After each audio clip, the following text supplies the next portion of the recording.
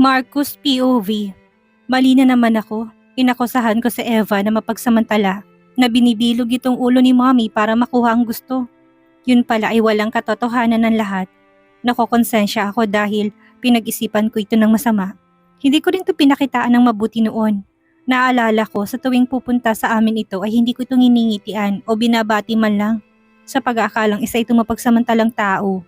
Hindi ko mapigilan ng mapangiti habang pilit na sinusukat ni Eva ang isang kulay pink na rubber shoes. Kainis naman, hindi na kasya sa akin. Dapat pala ay inuwi ko to noon eh. Paano na to ngayon? Ang daming masasayang. Reklamo nito habang mangiyak-ngiyak na nakaupo sa marmol na sahig. Biglang nagliwanag ang mukha nito.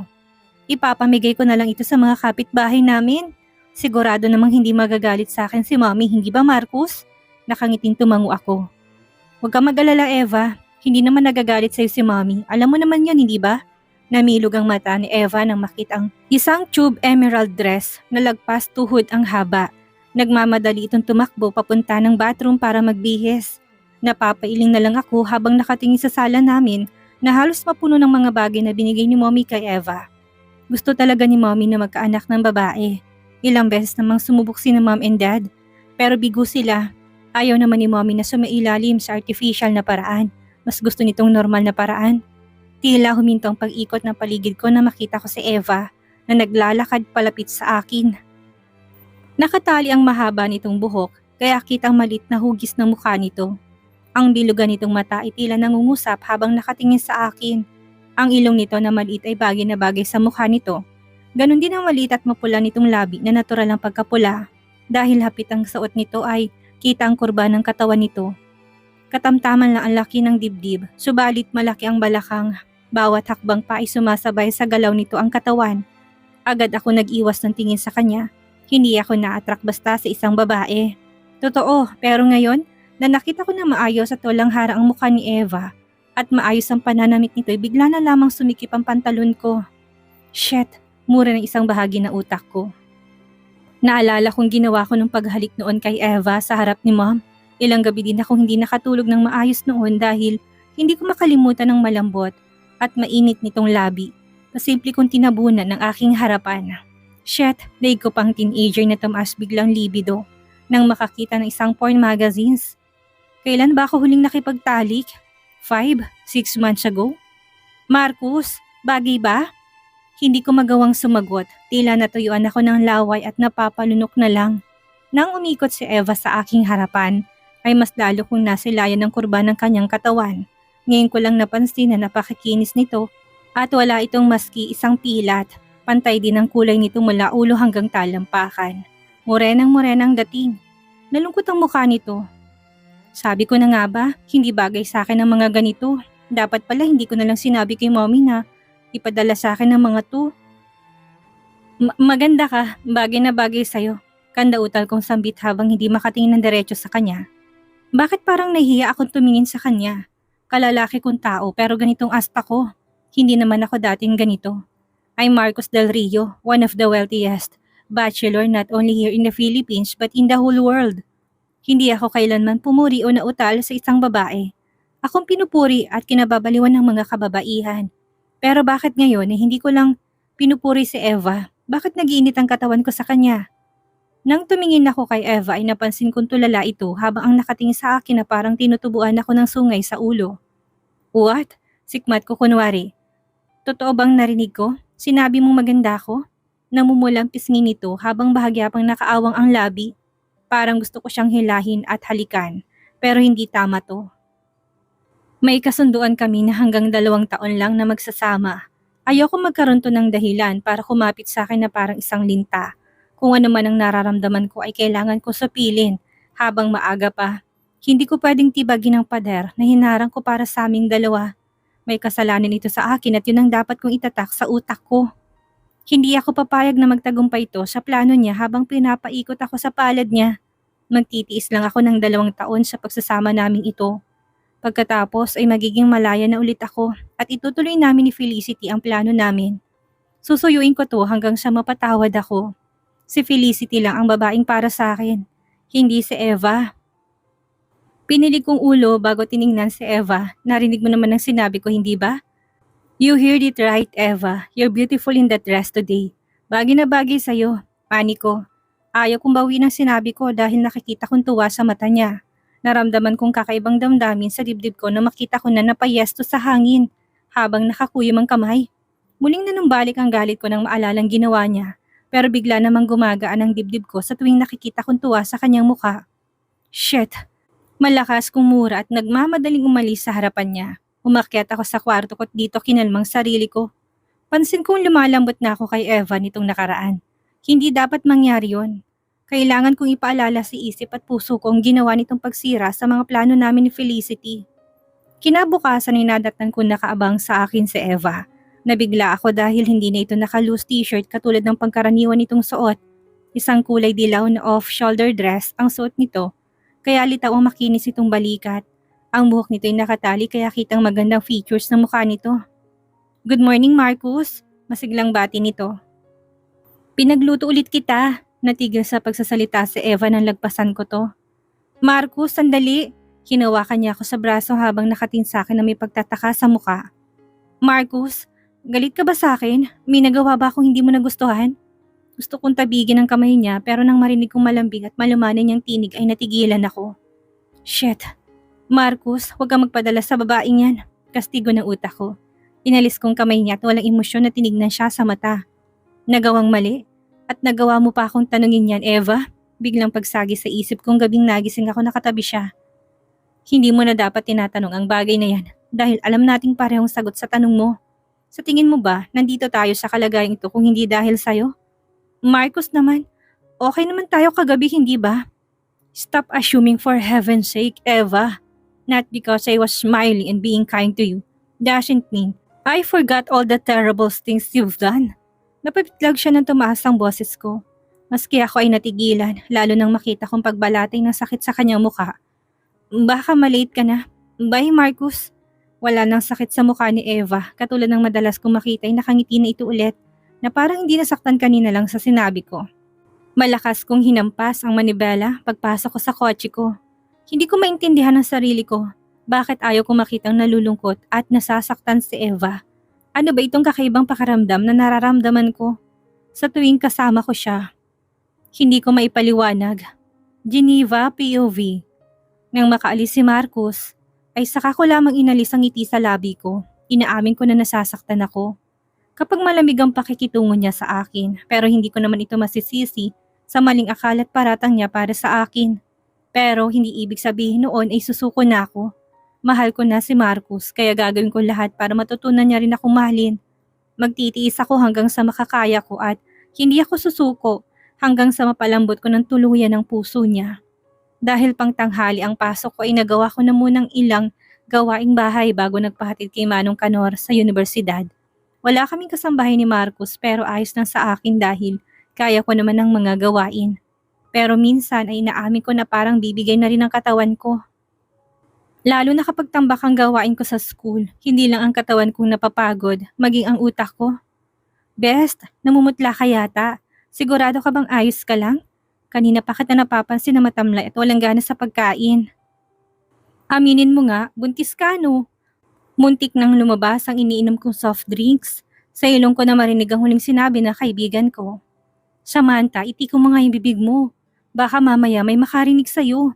Ayokong pagchismisan ako dito. Saway ko sa kanya. Umiiral na naman ang kadaldala nito. Biro lang, ikaw naman. Ani Samantha sabay hirit ng tawa. Alam kasi nito na wala pang nangyayari sa amin ni Marcos hanggang ngayon. Saka ano naman kung pagchismisan ka nila? May asawa ka kaya walang kaso kahit na magdalang tao ka. Ang hindi normal ay mabuntis ka ng walang asawa o nobyo. Hindi ba, Harper? Bumaling kaming dalawa kay Harper nang hindi ito magsalita. Busy to habang nakatingin sa hawak na phone. Nang tignan namin ang screen ng phone nito ay nakita namin na isang matangkad na babae na ubod ng ganda. Ang ganda naman niya. Sino siya? Bago mong crush? Tanong ko na may panunodyo sa tinig. Nagkatinginan silang dalawa na para bang may alam silang hindi ko alam. Seryoso, Eva? Hindi mo kilalang babaeng to? Nang tumango ako kay Harper ay muli na naman silang nagkatinginan ni Samantha. Kaya napakamot ako sa kilay ko. Natigilan ako ng mabasang caption sa picture. Beautiful model, Felicity. Sandali, bakit parang pamilyar sa akin ang pangalan nito? Ano ka ba naman, best? Si Felicity yan, ang karibal mo sa asawa mo. Malakas na pakli ni Samantha. Ang ganda niya, mahinang usal ko. Umayos ako ng upo at niyakap ang sarili ko. Ang init ng pakiramdam ko sa loob ko pero nilalamig ang balat ko. Para magkakasakit yata ako. Wow, pinuri ang karibal. Ikaw na talaga, best. Hindi kasi siya katulad sa'yo na palaging bitter. Lahat yata ng current girlfriend ng mga ex mo ay tinatatad mo ng lait. Pinandilata ng mata ni Samantha si Harper. Hindi ako nanlalait, okay? Mas maganda naman talaga ako sa kanila, no? Palibhasa, wala ka pang naging nobya, kaya ganyan ka. Tignan lang natin kung kaya mong purihin ang boyfriend ng ex mo balang araw. Napailing na lamang ako sa dalawa. Nagsimula na namang magtalong mga to. Pero totoo, Samantha, napakaganda niya. Ayaw ko mang aminin na yun ang totoo. Tila isa itong anghel sa ganda. Kaya pala nagustuhan to ni Marcus. Kung ihahambing rito'y walang-wala ako. Mas maganda ka sa kanya, best. Pangpalubag loob nito sa akin. Mukha kang pang beauty queen, lalo na ngayon na nag-aayos ka na. Tingnan mo naman sila. Tinuro nitong ilang kalalakihang estudyante na kanina pa nakatingin sa akin. Kanina pa sila nakatitig sa'yo na parang gusto ko nilang sakmalin. Inis na tumayo si Harper at humarang sa akin para hindi ako makita ng mga kalalakihan. Naiilang na rin ako sa totoo lang dahil pakiramdam ko ay hinuhubaran nila ako sa klase ng kanilang tingin. Best, may ibubuga ka, tandaan mo, umakbay sa akin si Samantha. Hindi lang dahil maganda ka, kundi dahil asawa ka niya. Sa mata ng Diyos, ang mata ng batas ay legal kayo. Kung may mas karapatan naman sa inyong dalawa ay ikaw yon, sa kahiwalay na sila. Kaya wala ka nang dapat alalahanin. Chance mo nang makuha ng buong puso ng asawa mo. Kaya go, laban lang. Yun naman talagang plano ko, ang hindi sumuko. Best! Eva! Yun ang huli kong narinig bago ako nawala ng malay. Paggising ko'y bumungad sa akin sina Samantha at Harper na puno ng pag-alala ang muka. Inuwi nila ako pagkatapos dalhin sa klinik. Ayon sa doktor ay kailangan ko daw magpahinga. Gamit ang susi sa bag ay nabuksan nilang main door nitong bahay namin ni Marcus. Sobra ako nagpapasalamat sa kanila dahil nilutuan nila ako ng lugaw at pinainom ng gamot bago sila umalis. Magpaalaga daw ako sa asawa ko para mapabilis ang paggaling ko. Tukso nila sa akin bago nila ako tuluyang iwan kanina. Nang tumingin ako sa orasan ay mag-aalas 10 na ng gabi. Gabing-gabi na pero hindi pa rin dumarating ang asawa ko. Uuwi kaya ito ngayong gabi? O katulad nung nakaraan hindi na naman to uuwi? Nakaramdam ako ng lungkot kahit hindi ako nito alagaan o alalahanin. Basta makita ko lang siya ngayon ay masaya na ako. Tila narinig ng Diyos ang panalangin ko dahil dumating si Marcos ngayon. Kahit masama ang pakiramdam ko at tila matutumba ako ay nakangiti ko siyang sinalubong. Good evening, Marcus. Pilit kong pinasigla ang boses ko nang batiin ko siya. Akala ko ilalagpasan niya ako pero hindi. Lumapit siya sa akin na may pag-uusig na tingin. Eva, paano mo nagagawang ngumiti sa akin at tingnan ako sa mata? Wala ka bang nakakapangnikat iting na konsensya sa iyong dibdib? Butal na tanong ni Marcos sa akin. Nang lumapit siya sa akin ay saka ko lamang nalanghap ang amoy alak nitong hininga. Lasing pala to. Sumagot ka, Eva. Napaigik ako sa sakit ng hawakan nitong maliit kong braso. Tila anumang sandali ay mababaling buto sa diin ng kanyang hawak. Si Felicity, ayaw niya pa rin ako makausap ngayon. At kasalanan mong lahat. Puno ng puot na tumitig sa akin ang kulay abo niyang mga mata at bakas din ng lungkot sa gwapo nitong mukha na para bang anumang sandali ay luluha na ito. You rob my happiness, Eva. Bakit mo nagawa sa akin to? Pinigil ko sarili ko na huwag maluha. Wala akong kasalanan, Marcus. Nagsasabi ako ng totoo. Kinagat kong loob ng aking bibig para pigilan na huwag maluha. Ang kasalanan ko lang naman ay hinayaan ko matuloy ang kasal natin. Pagsasabi ko ng totoo. Alam kong hindi to maniniwala katulad noon pero gusto ko pa ring linawin. At ay paliwanag ang parte ko. Pagkat natawa si Marcus sa tinuran ko. Halos mayanig ang katawan ko sa malakas niyang pagyugyug sa braso ko. Nagbabaga ang tingin nito sa akin ngayon na para bang gusto niya akong sunugin at mawala sa kanyang paningin. What made you think na mabibilog mong ulo ko?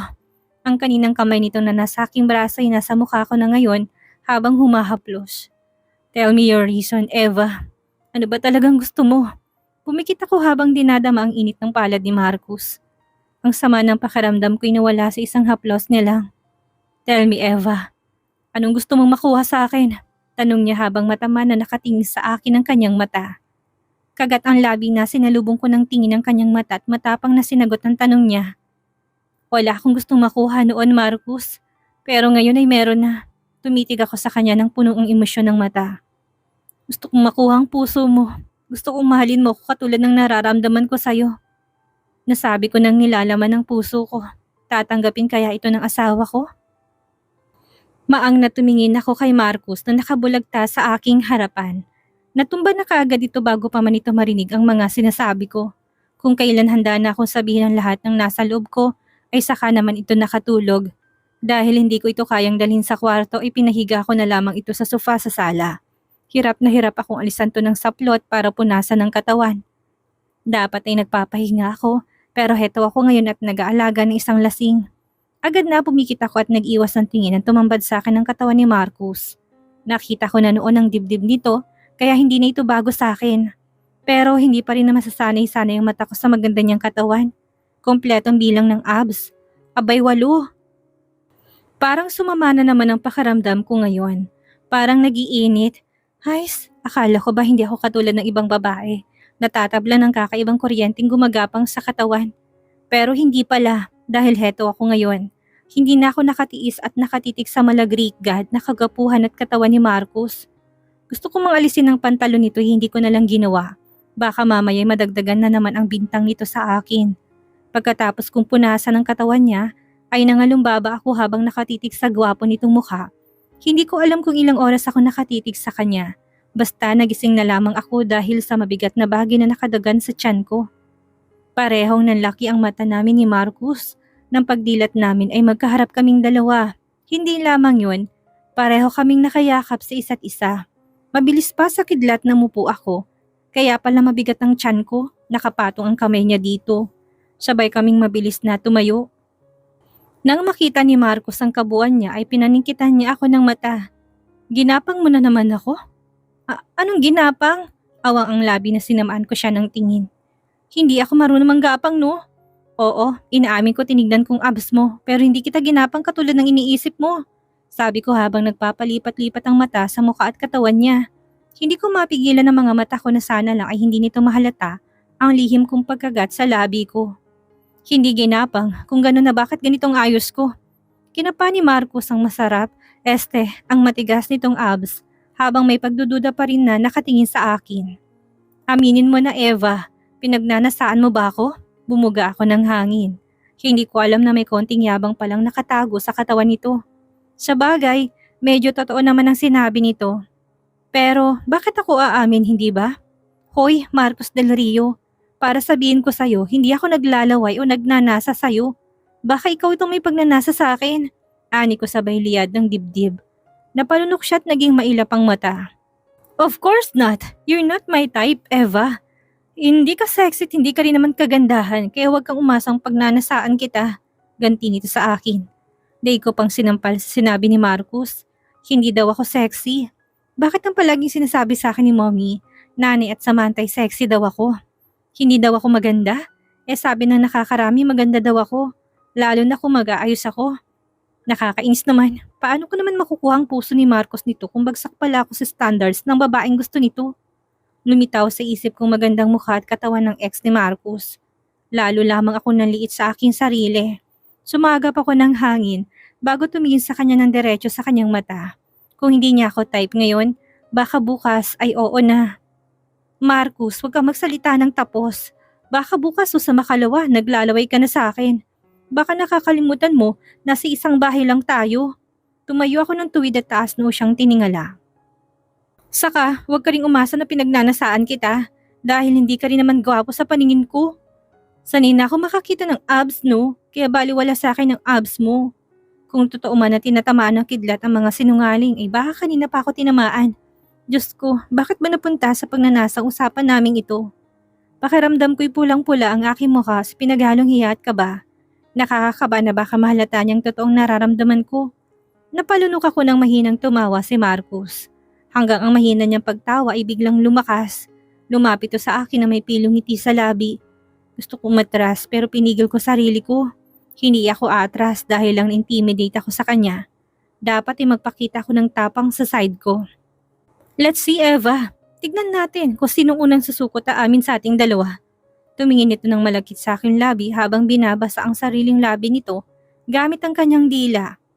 Sa oras na matalo ka at nakaramdam ka ng pagnanasa, umamin ka at sabihin sa akin ang nararamdaman ng katawan mo. At paano kung manalo ko at matalo ka? Lakas loob kong tanong. Nahigit kong aking hininga nang hapitin niyang bewang ko, gamit ang kanyang matigas na braso. Habang nakayuko siya sa akin at nakatingin ng matiimang mata sa labi ko. Kapag natalo ako, ay hahalikan kita, Eva. Nilapit nitong labi sa tenga ko, tila nanayo ang balahibo ko na maramdaman ang mainit niyang hininga. At kung hindi ako makokontento sa halik ay dadalhin kita sa langit. Habang inuungol ang pangalan ko, nalaki ang aking mata sa huli nitong sinabi. Malakas ko siyang itinulak palayo sa akin at nagmamadaling tumakbo papasok sa kwarto ko. Rinig ko pang malademonyo nitong tawa na parang natutuwa pa. Naisahan ako at napasubo ako. Maisip ko palang na hinahalikan ako nito ay nangihina ng tuhod ko. Paano pa kaya kapag naranasan ko sinasabi nitong langit? Relax, Eva. Huwag kang magpapadala sa pang-aakit niya. Sa paraang yun ay mananalo ka. Kausap ko sa aking sarili. Sa tingin ko ay may hirapan ako na gawin yun. Alam ko naman sa sarili ko na mayroon akong pagnanasa sa kanya. Ganun pa man hindi ako magpapatalo. Pagkatapos kong maligo ay nagluto ako. Pakanta-kanta pa ako habang nagtitimpla ng kape ni Marcus.